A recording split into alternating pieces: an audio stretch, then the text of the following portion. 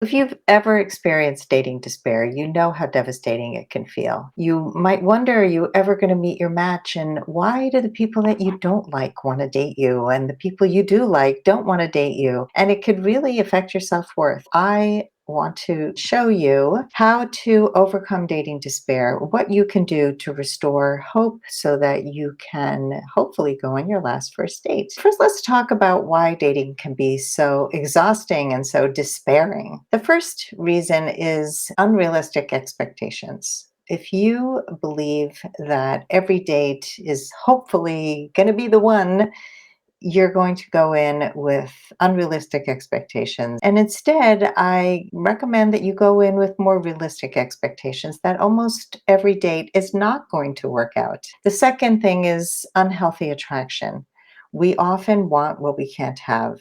We are attracted to our type, to that CEO, to that really charming, sexy person, and often it is not the right match for us. And then you break up, then why did this happen?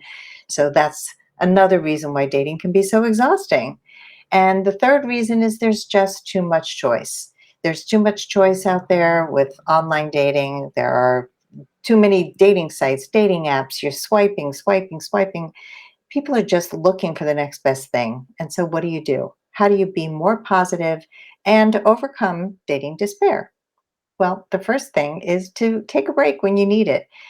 It's really important to not just go through the motions and be so exhausted because you know what? People feel it. When you come in and you're tired and you're pissed off, people are going to feel your lack of enthusiasm. And that's not a good thing. So even if you meet a great person and you're tired, you're just going to be there like, entertain me, please. I am so tired. So take a break. Don't take a too long break, but take a break because sometimes people just take a break and then they don't stop because they realize, well, I don't really want to get back into dating. So have an end goal. The second thing is have a life outside of dating. Get out there and do things in real life.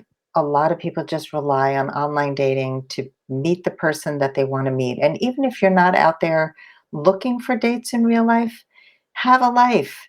Make sure that you have interests, doing interesting things, because you'll make dating less of a focus. It'll be more of the icing on the cake. Number three, manage your expectations. We talked before about unrealistic expectations. Manage your expectations so you don't go on every date hoping he's the one, hoping somehow this is going to work out. Go in expecting to maybe meet a friend, have a good conversation, practice some dating skills. There are so many things you can do on dates. And when you come in with an open mind and you don't have this set expectation that it has to be the one, you're going to feel so much less exhausted and so much less despair. Number four, make dating fun again. We so rarely remember that dating can be fun.